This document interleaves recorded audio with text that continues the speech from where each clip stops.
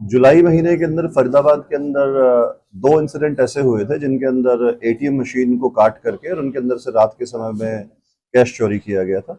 एक incident Bhupani police station के area के अंदर हुआ था जिसमें 6,53,000 रुपए निकाले गए थे। दूसरा इंसिडेंट सेक्टर 58 पुलिस स्टेशन के अंदर हुआ था जिसमें 5,71,000 रुपए निकाले गए थे। इसके अलावा एक अटेम्प्ट सेक्टर 58 के एरिया के अंदर हुआ था, लेकिन उसमें कोई पैसे का नुकसान नहीं हुआ था, वो कामयाब नहीं हो पाए थे।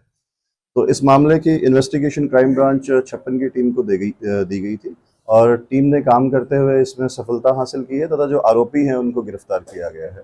आरोपियों को जिनको गिरफ्तार किया गया है उनमें एक आरोपी है जिसका नाम हुकुम है और वो अटाली गांव का रहने वाला है, फरीदाबाद का। और ये आरोपी दिल्ली पुलिस में कांस्टेबल का काम करता है और इसी ने जो अन्य आरोपी हैं उन्हें इस एटीएम काटने की जो वारदात थी इसके बारे में गाइड भी किया था, उन्हें टीच भी किया था तथा जो है उन्हें मोटिवेट भी इसी के द्वारा किया गया था।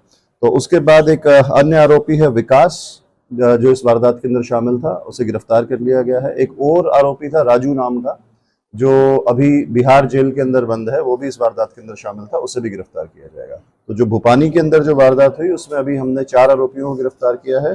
हुकुम जो कांस्टेबल है, एक हुकुम का भतीजा है अरविंद, उसे गिरफ्तार किया गया है तथा विकास तीसरा आरोपी है जिसको गिरफ्तार किया गया है। एक अन्य आरोपी राजू बिहार जेल के अंदर बंद है जिसे अभी गिरफ्तार करके आगे की कार्रवाई की जाएगी।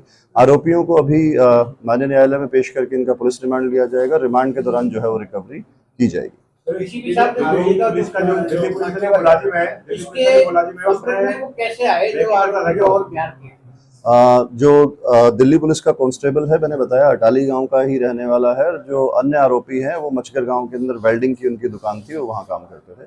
और जो दिल्ली पुलिस का कांस्टेबल है वो वहां पे इस वेल्डिंग की शॉप पे उनके पास गया था। जब उसने देखा कि इस तरीके से वेल्डिंग का कटिंग का काम करते हैं तो उसने उन्हें कहा कि तुम इस काम की बजाय ये काम कीजिए, मैं तुम्हें बताता हूँ कैसा करना है, इसमें तुम ज़्यादा पैसा कमा सकते हो। और उसने इस चीज़ के लिए उन्हें गाइड किया और उसी के द्वारा जो है इन्हें जो मॉडस ऑपरेंडी है वो समझाया गया। यूट्यूब वीडियोस उनके साथ शेयर की गई कि किस तरीके से एटीएम को काटा जा सकता है, कहाँ पे कैश स्टोर होता है, और ये उसके द्वारा किया गया। तथा एटीएम कहाँ वारदात करनी है, कौन से एटीएम पे वारदात करनी है, उसको भी चिन्हित उसी के द्वारा लोकेशन शेयर करने के बाद किया गया।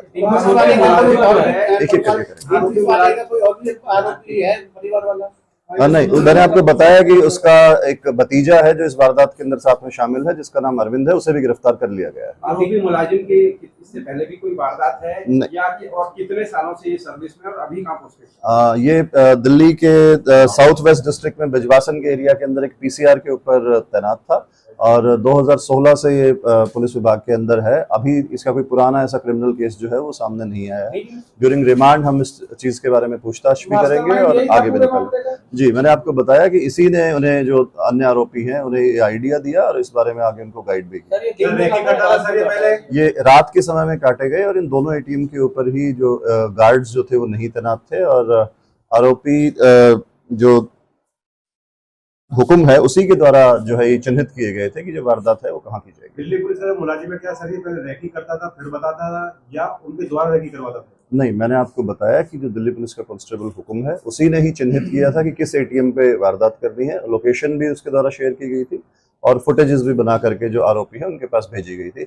वारदात करते वक्त वो साथ में शामिल नहीं था, लेकिन उस पूरे जो घटना के बैकग्राउंड में प्लानिंग के अंदर वो शामिल था। एटीएम को काट कर कहाँ ले गए? एटीएम को काट करके कैश निकाल करके ये लोग ले गए थे और वारदात के बाद उसमें से बेसिकली कैश निकाल करके ले गए थे काट के वेल्डिंग मशीन से सिलेंडर की मदद से।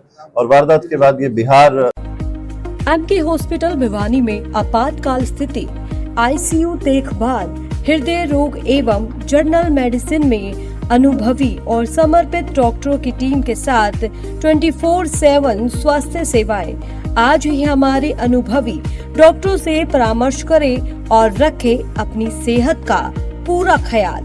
एमके हॉस्पिटल, जहां हर मरीज को मिलता है भरोसेमंद और आधुनिक इलाज।